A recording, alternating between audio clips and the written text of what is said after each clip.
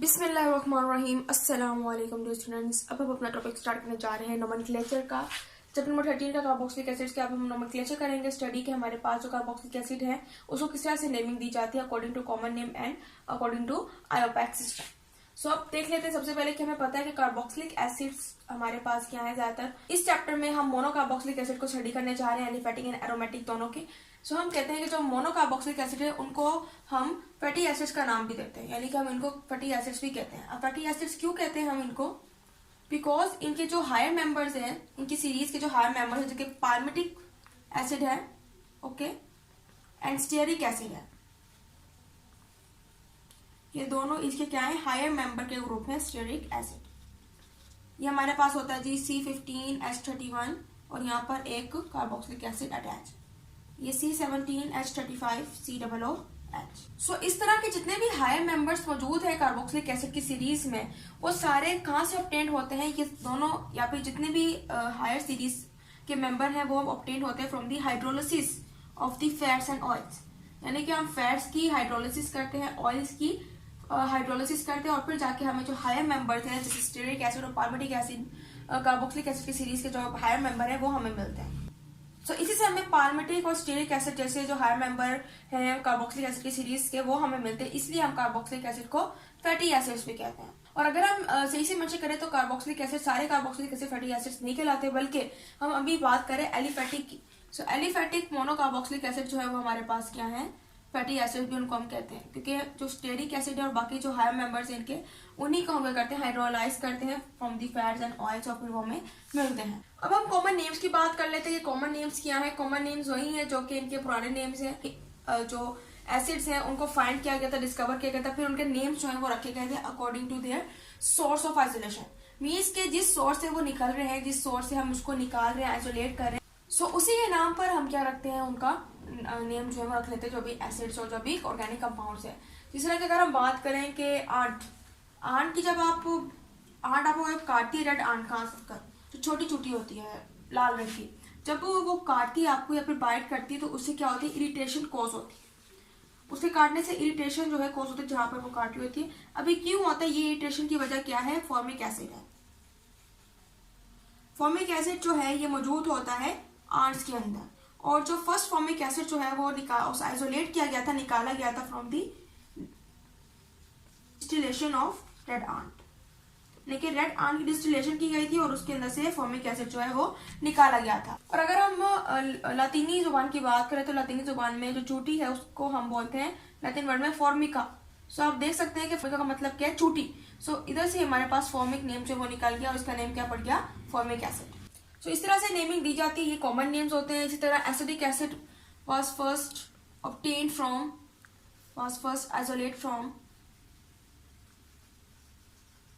Vinegar, यानी कि सिरके में से, एंड ब्यूट्रिक एसिड, ओके। इन दोनों में से क्या किया गया था, एसिडिक एसिड को जब पहली बार निकाला गया था, आइसोलेट किया गया था, तो फिर ब्यूटीरियम के नाम पर हमने क्या कर दिया था, इसको, इसका नेम रख दिया था ब्यूटीरियम, ओके। यानी कि एसिडिक एसिड का जो कॉमन नेम था वो था ब्यूटीरियम एसिड। इसका मतलब क्या, बटर, ओके। यानी जिस सोर्स में से निकल रही है हमारे पास चीज, उसी को हम लातीनी जुबान में हमने उसका वर्ड देखा और लातीनी जुबान में उसके हिसाब से ब्यूटीरियम या फिर फॉर्मिका जो है उसी में से हमने उसका नेम जो है वो डेवलप कर लिया, डिराइव कर लिया। लेकिन अब हम कॉमन नेम्स नहीं रखते हैं, अब हम आयोपैक रूल जो है, अब हमारे पास जो इंटरनेशनल लेवल पर तस्दीक शुदा है, जो कि इंटरनेशनल लेवल पर हमें मिला है, सो ये जो आयोपैक रूल है नेम्स देने के लिए, सारे जो ऑर्गेनिक कंपाउंड्स हैं ये पूरी दुनिया भर में अप्लाई होता है। सो अगर हम बात करें कि हमारे पास, अभी हम बात करें मोनोकार्बोक्सिलिक एसिड की, अभी हम लेके चल रहे हैं मोनोकार्बोक्सिलिक एसिड को। सो अगर हम इनकी नेम की बात करें तो इनको हम एल्कानोइक एसिड भी कहते हैं,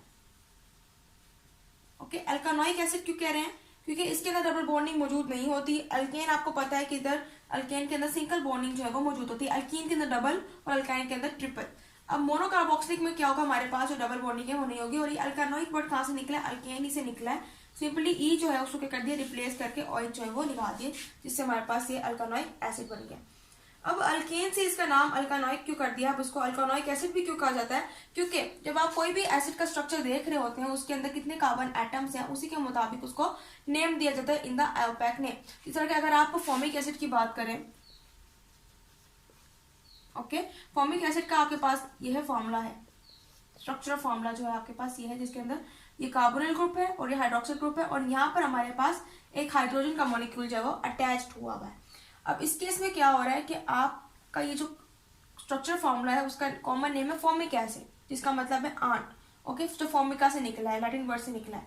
लेकिन जब हम आयोपैक रूल को यूज करते हुए इसका अगर नेम देखें तो इधर हम पहले देखते हैं कि कार्बन नंबर कितने हैं, कार्बन एटम कितने हैं। इधर हमारे पास 1 कार्बन एटम है तो हमें पता है कि क्या होगा, मीथेन ही होगा। ओके, अब फर्क इतना है कि हमने ई जो है उसको हटाकर ओइक जो है वो लगा देते हैं for the sake of acid. आज इंटरनेशनल लेवल पर मेथनोइक एसिड के नाम से भी जाना जाता है। इसी तरह आपके पास जो एसिटिक एसिड है उसको एथेनोइक एसिड भी कहा जाता है। सो ये आयोपैक नेम्स ही हैं जिसकी वजह से हम क्या करते हैं, वो रूल्स इस्तेमाल करते हैं, उनको नेमिंग देते हैं नई सिरे से। अगर हम रूल देखें नंबरिंग देने का तो हमारे पास ये रूल किस तरह से आपको पता है, जो हाइड्रोक्सिल ग्रुप है आपने उसको क्या करना है, लोएस्ट नंबर देने की कोशिश करनी है। फॉर एग्जाम्पल यहाँ पर जितने भी अल्काइल ग्रुप है उसके कार्बन एटम मौजूद है, अगर इसको मैं नंबरिंग यहाँ से दूंगी, ठीक है, जाके इसको जो है वो लोएस्ट नंबर मिल सके। तो सारे कार्बन एटम जो है ये डिपेंड करते हैं और उनके दरमियान जो बॉन्डिंग है वो डिपेंड करती है, और जो एज ए सब्स्टिट्यूएंट जो हाइड्रोक्सिल ग्रुप यहाँ पर शो होगा वो भी क्या करता है, डिपेंड करता है। उसी के हिसाब से हम आयोपैक रूल्स को यूज करके इनको नेम देते हैं। अब सबसे पहले आपको पता है, अब हम स्ट्रक्चर फॉर्मूला देख लेते हैं सबका। ओके, जैसे कि ये मेरे पास यहाँ पर मौजूद है फॉर्मिक एसिड। ओके, अब फॉर्मिक एसिड का जो अब नेम है वो है methanoic acid, IUPAC name, common name हम इसका कहते हैं फॉर्मिक एसिड। ये हमारे पास, इसके अलावा जब मिथाइल यहाँ पर अटैच होता है 2 कार्बन आ जाते हैं, 2 कार्बन की वजह से ही इसका नाम क्या हो गया, एथेनोइक एसिड। बट इसका जो पुराना नेम है जो किसके सोर्स से आइसोलेट किया गया था तब जो नेम रखा गया था, common name was acidic acid. Okay, और कार्बन एटम्स को ऐड करके देखते हैं, ये हमारे पास इथाइल ग्रुप यहाँ पर अटैच हो गया है। ओके, CH2 और एड अप हो दिस इथाइल ग्रुप बन गया। इसका जो आयोपैक नेम है वो है प्रोपेनोइक एसिड। सिंपली ई जो है उसको हटा के ऑयल बना दिया, ये प्रोपेनोइक एसिड बन गया। लेकिन इसका जो कॉमन नेम रखा गया था वो था प्रोपियोनिक एसिड। ओके, तो इसके सोर्स से रिलेटेड करके जो इसका नेम रहा गया था। मजीद अगर आगे जाते हैं और कार्बन एटम्स को एडअप करते हैं, सो ये हमारे पास अब इस केस में 4 कार्बन जो है वो एडअप हो गई हैं। ओके, ये हमारे पास क्या है, ब्यूटेन। ओके, लेकिन आपने क्या करना है, ई हटा के ऑयल, ब्यूटेनोइक एसिड, और जो इसका पुराना नेम है वो हमारे पास था ब्यूटरिक एसिड। ओके, ब्यूटीरियम आपको पता है, ब्यूटरिक एसिड से ब्यूटीरियम वर्ड निकला था और उसका मतलब है बटर, और वो ब्यूटरिक एसिड का नेम अब हमारे पास क्या है, ब्यूटेनोइक एसिड है अकॉर्डिंग टू आयोपैक। तो ये सारे आयोपैक नेम्स हैं और ये सारे कॉमन नेम्स हैं। ओके, अब अगर आखिरी की तरफ चलें, फॉर एग्जाम्पल मेरे पास CH3 है, यहाँ पर CH मौजूद है, मैंने क्या कर दिया, यहाँ पर आइसोलेट कर दिया, CH3 यहाँ पर पुट कर दिया, और ये मेरे पास क्या आ जाएगा, यहाँ पर C डबल बॉन्ड OH। इस केस में मेरे पास 4 ही कार्बन है, लेकिन मैंने क्या कर दिया, इधर आइसो मेरे पास जो है वो चीज पड़ी, क्योंकि मैंने क्या कर दिया, CH2 को अलग कर दिया, CH3 बना दिया, और यहाँ से कार्बन जो है वो 4 बॉन्डिंग कंप्लीट कर रहा है। इसका आयोपैक नेम क्या है, यहाँ पर हमारे पास जो मिथाइल ग्रुप है वो अटैच है सब्स्टिट्यूएंट। ओके, तो इसका नेम हमारे पास नंबरिंग दें 1 2 3, तो कार्बन नंबर 2 के साथ मिथाइल ग्रुप अटैच है, तो ये हमारे पास क्या बन जाएगा, 2 मिथाइल 3 कार्बन मौजूद है, तो ये प्रोपानोइक बन जाएगा, propanoic acid. Okay, common name आपके पास था आइसो ब्यूटरिक एसिड, ये था इसका कॉमन नेम। अब आयोपैक के मुताबिक जो हमने इसकी नंबरिंग देकर इसको जो नेम दिया है according two methyl and propane, वो हमारे पास ये मतलब 2 मिथाइल प्रोपेनोइक एसिड।